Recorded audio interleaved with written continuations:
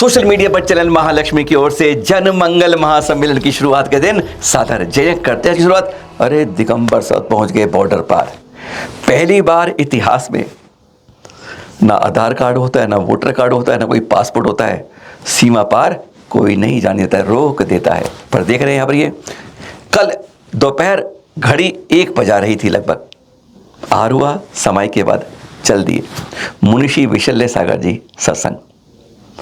क्या क्या हुआ इनके साथ मालूम है ना, तब भी हिम्मत नहीं हारते हैं।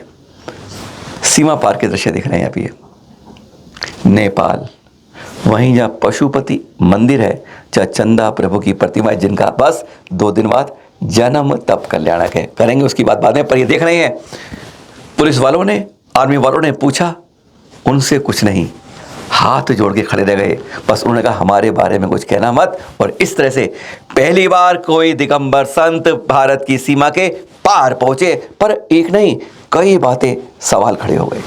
मनुष्य ने बाकायदा जगह जगह अपने फोटो खिंचवाए, जैसा मालूम ना आचार्य श्री शांति सागर जी ने कहा। और उन्होंने भी कहा कि यह चित्र इसलिए है कि कोई कभी यह ना कहे कि भारत की सीमाओं के पार दिगंबर संत नहीं जाते। और आज जरूरी है, आज बौद्ध धर्म इतना जो फैला है, उनके साधु संतों के कारण वह दूर दूर फैल गया है। और ये एक अच्छा देख रहे हैं, पहले जहाँ खड़ी फोटो को देखिए, पहले क्या दिख रहा है आपको, मलीपारा। क्या मतलब, ये नेपाली में लिखा है, हिंदी मत कहो इसे, नेपाली भाषा में। पारा का मतलब होता है घर, और मली यानी मल्लीनाथ, जिन्हें हम मानते हैं अपने भगवान तीर्थंकर मिथिलापुरी के अंदर। उनका जन्म तप ज्ञान कल्याण गर्भ लगवाया जाता है। बस यहाँ पर नेपाल के बॉर्डर में लोग कहते हैं यह मल्लीनाथ भगवान का यह पूरा एरिया उनका घर है, यहीं पर राजपाट हुआ था। हैरान हो जाते हैं जब नेपाल के लोग इस तरह की बात करते हैं।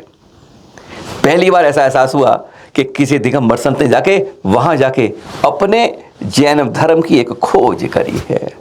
और फिर उन्होंने जैसे आए लोग, क्योंकि वहां पे अधिकांश लगभग 95% लोगों ने पहली बार फोटो में, छोड़िए हकीकत में देखकर हैरान हो गए थे। और फिर मुनिश्री ने बैठकर जो आते थे उनको बैठाया। देख रहे हैं आप, ये कुछ वहां के पंडित लोग हैं, वे जानकार लोग हैं, इस तरह से उनको बिठाया, जैन धर्म के बारे में समझाया, अहिंसा का पाठ पढ़ाया, सत्य का फायदा क्या है, परस्पर जीवनम जियो और जिन्हो दुखियो कहते हैं।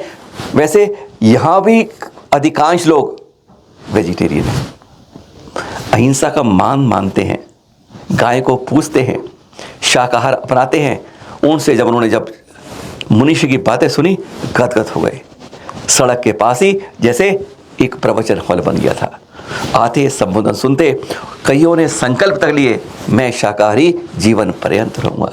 और कई बातें सुनकर हिंदी समझ रहे थे, और वह समझकर पहली बार एक दिगंबर संत ने सीमा पार जाके एक नई पहचान बना दी जैन धर्म की।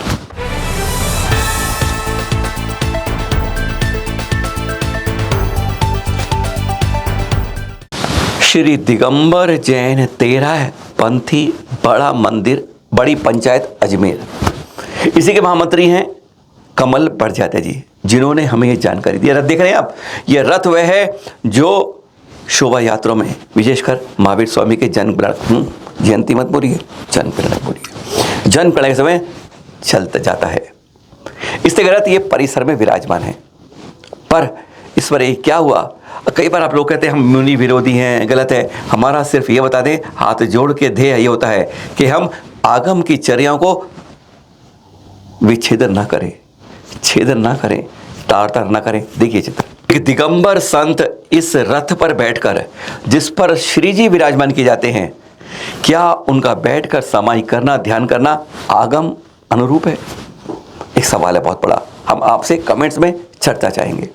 हमने 3 बड़े विद्वानों से इस बारे में बात की, और उन्होंने सब ने कहा किसी साधु का, हमने साफ कहा साधु की बात, श्रावक लोग बैठते हैं, तो श्रावक बैठते नहीं है, श्री जी को प्रतिमा विराजमान करके उनको सहारा देने के लिए बैठते हैं। इस तरह साधु बैठे कोई बात नहीं, पर साधु प्रतिमा के साथ नहीं होते।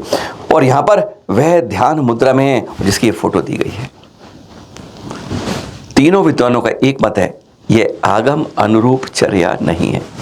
बाकी आप लोग बताइए। हम इसलिए कहना चाहते हैं कि कई बार हम विषय से विषयांतर, दिशा बिगड़ जाती है, कम से कम आगम की इस तरह की गलतियों पर कभी नहीं ऐसा करना चाहिए।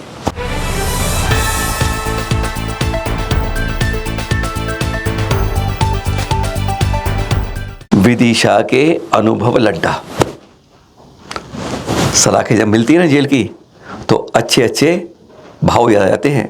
कहते हैं छठी की याद आ जाती है, नानी याद आ जाती है। देख रहे हैं अनुटा को, ये वही है जिसने कह रहा है 15 साल से मैं गाली गलौज कर रहा हूँ।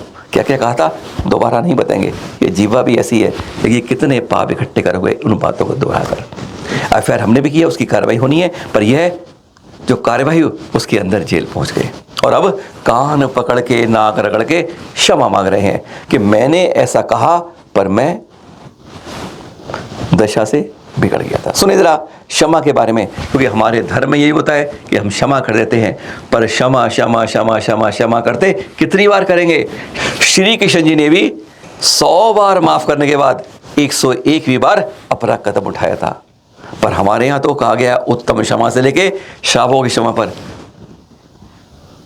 सुने जरा। आचार्य श्री विद्यासागर जी महाराज से माफ़ी मांगता हूँ। मैं सब क्षमा प्रार्थी हूँ। मेरे मन में उनके लिए बहुत इज्जत है। मैं गुरु मानता हूँ। जितने भी आचार्य श्री है सभी मेरे भी गुरु रहे। हमेशा मैंने उनके इज्जत करी है, उनको सम्मान देता हूँ। मेरे भूल बस निकल गया था, कोई नंबर लेने फ़ोन लगाया था। आज के बाद कभी ऐसा नहीं बोलूँगा। मेरे भी वो हमेशा गुरु हैं, मैंने हमेशा उनको सम्मान दिया है। जितने भी आचार्य श्री महाराज श्री हैं, दिगंबर जैन श्वेतांबर सभी मेरे गुरु हैं। बताओ और आगे बोला तो क्या करा जाए तुम्हारे साथ? बोलो आगे बोलूँ तो मुझ पर कानूनी कार्रवाई की जाए, और नहीं बोलूँ तो मुझ पर कुछ नहीं। मैं जो और कुछ बुलवाना वो भी बुलवाना। मैं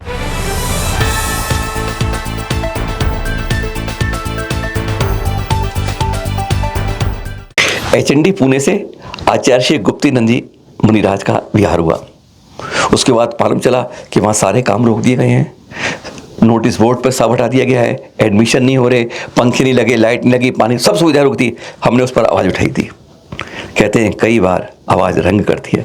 बताया था आपको, अदीना मस्जिद की ने बताई थी, और फिर वो संसद में आवाज़ उठ पाई थी भाजपा से। पर आज बात कर रहे हैं इसी पर। अब जानकारी मिली हमें कि वह काम अब तेजी से शुरू कर, देख रहे हैं अब ये पेंट रोगान सब कुछ शुरू कर दिया गया है, और अब उनकी व्यवस्थाएं, और हमसे ये कहा गया है भैया आपने वो बताया था तो जरा इसकी जानकारी भी समाज को देते जाना। देख रहे हैं अब ये एचएनडी में पुनः जीर्णोद्धार के रूप में, उसके संवारने के रूप में, हॉस्टल में बैठाने के लिए, सब छात्रों लाने के लिए यह तैयारी शुरू हो गई है। पर इस वहीं के एचएनडी पुणे के महावीर स्वामी के दिगंबर जैन मंदिर की जानकारी वगैरह बाकी अधूरी। मालूम दो ना, बताया था यहाँ से आचार्य की फोटो उठा दी गई थी। क्या गजब की बात है, इधर गए आचार्य श्री और उधर फोटो साफ। मंदिर का टाइम कर दिया था, अब ये देख रहे हैं आप, फोटो बाकायदा लग गई है, और अब यहाँ की साफ सफाई भी बहुत कुछ अच्छी हो गई है। अब आप लोग कहेंगे सुनने के बाद कि कैसे कार्रवाई के प्रमाण क्या क्या है आपके पास, जो दिखाई दी सफाई वाई दिखा दी आपको ना। अब ये अखबार में देखिए, इस रविवार को यह कतरन है उस अखबार की है। देख रहे हैं एचएनडी को आवश्यकता है अकाउंटेंट की, एचएनडी को आवश्यकता है मेस कैंटीन चलाने वाले की, एचएनडी को चाहिए 250 पलंग, गद्दे, लाइट, ट्यूब, पंखे आदि का विज्ञापन। ये 3 छपे हैं। यह बता रहे हैं कि अब संस्था के ट्रस्टी मानने लगे हैं कि जिस चीज़ के लिए उनके पूर्वजों ने जमीन दी थी, जिस हॉस्टल को चलाना चाहिए, वह हमें चलाना होगा। यह है उसका एक प्रमाण।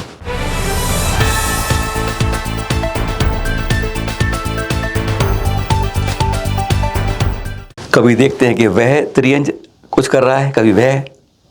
यहाँ दिखा रहे हैं तोता अभिषेक कर रहा है।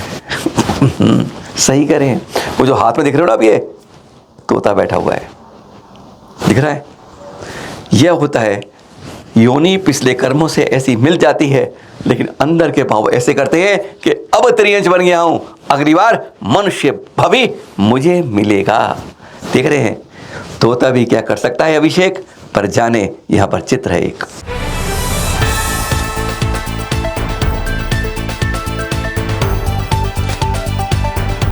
ये गजब का मसला सामने है जो देख रहे हैं अभी। सागर के मकरोनिया के आनंद जैन जी, इनका ये प्लॉट है, और प्लॉट के पास जब भी कोई राहगीर आता जाता है यहीं पर आके मूतने लगता है। परेशान हो गई। हर समय प्लॉट में घुसे कैसे कोई, एक कतार लग जाती थी, लिखा यहाँ करना मना है, कुछ नहीं हुआ। उसके बाद उन्होंने देवी देवताओं की फोटो लगा दिया। इतनी तो शर्म हमारी संस्कृति में ही, देखता है कोई बंद कर दिया, नहीं करने लगा। पर इन पर FIR हो गई अब कि इन्होंने देवी देवताओं की फोटो लगाकर संस्कृति का अपमान किया है। बस यही सोचने वाली बात है, उद्देश्य क्या था। पर इस तरह से भी बात कुछ भी हो, निर्णय समाज ले।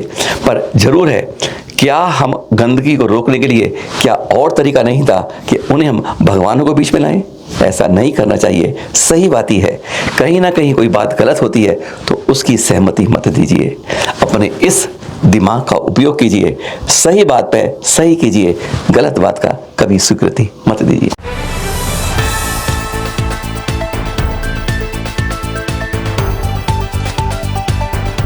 शुक्रवार आज खत्म हो गया, शनिवार कल और परसों रविवार, खास दिन साल का एक बार।